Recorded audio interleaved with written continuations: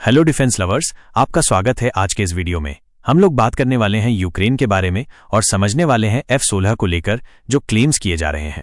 कल शाम को जानकारी निकल कर आई थी कि यूक्रेन का एक F-16 मार गिराया गया है और इसे लेकर दावा किया गया कि इसको S-400 ट्रायम्फ से शूट डाउन किया गया है। आमतौर पर जिस तरीके से वॉर में होता है वैसी ही स्थिति यहां भी बनी। रशियन हैंडल्स की ओर से दावा किया गया कि इस F-16 को S-400 से गिराया गया, जबकि प्रो यूक्रेन हैंडल्स कह रहे थे कि ये एयरक्राफ्ट क्रैश हुआ था। हालांकि रात होते होते प्रेसिडेंट जेलेंस्की का एक ट्वीट आया जिसमें उन्होंने बताया कि यूक्रेन के एक 26 साल के पायलट ने अपनी जान गंवाई है F-16 मिशन के दौरान। इस स्टेटमेंट के बाद ये लगभग साफ हो गया कि ये F-16 क्रैश नहीं हुआ, बल्कि रशियन साइड ने इसे टारगेट करके मार गिराया।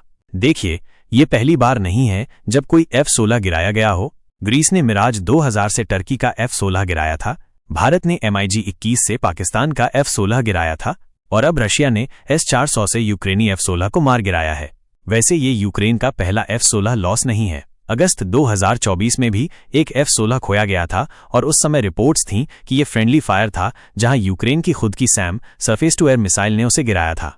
अगर हम मान भी लें कि वो फ्रेंडली फायर था तो ये लॉस अब तक का पहला कॉम्बैट लॉस है जो कि एक दुश्मन की सरफेस टू एयर मिसाइल से हुआ है। रशियन साइड ने काफी क्लियर कर दिया है कि इस एंगेजमेंट में S-400 ट्रायम्फ का इस्तेमाल हुआ। अगर आप मैप पर जाके देखें तो ये एंगेजमेंट 200-250 किलोमीटर की दूरी पर हुआ है। ये एयरक्राफ्ट एयर डिफेंस रोल में था जो रशिया की क्रूज मिसाइल्स और ड्रोन्स को इंटरसेप्ट करने के लिए तैनात था। हम जानते हैं कि यूक्रेन पिछले कुछ समय से रशिया के कर्स्क रीजन को टारगेट करने की कोशिश कर रहा है और इसी वजह से S-400 सिस्टम को और अंदर तक तैनात किया गया था। रशिया आमतौर पर कीव के आसपास अटैक करता है और यदि वहां एयर डिफेंस तैनात हैं तो ये क्लियर है कि ये एंगेजमेंट 220 किलोमीटर से अधिक दूरी पर हुआ। अब इंटरेस्टिंग बात यह है कि पूरे विश्व में केवल S-400 ट्रायम्फ ही ऐसा सिस्टम है जो इतनी लंबी दूरी पर F-16 जैसे टारगेट को सटीकता से गिरा सकता है। पर्सनली मुझे इस एंगेजमेंट से कोई सरप्राइज नहीं हुआ। ये सिर्फ दिखाता है कि S-400 कितना केपेबल और एडवांस सिस्टम है।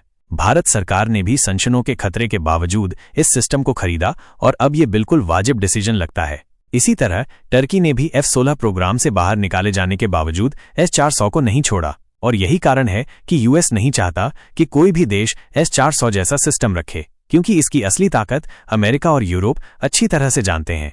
अब सवाल उठता है कि जब यूक्रेन को यूरोप के F-16 मिले थे तो फ्रांस ने क्यों मिराज 2000 भेजे? मिराज 2000 रिटायरमेंट के नजदीक हैं। अगर फ्रांस को S-400 के सामने कुछ भेजना था तो वो रफाल होना चाहिए था। माली में बॉम्बिंग कराकर आप बैटल प्रूवन नहीं हो जाते।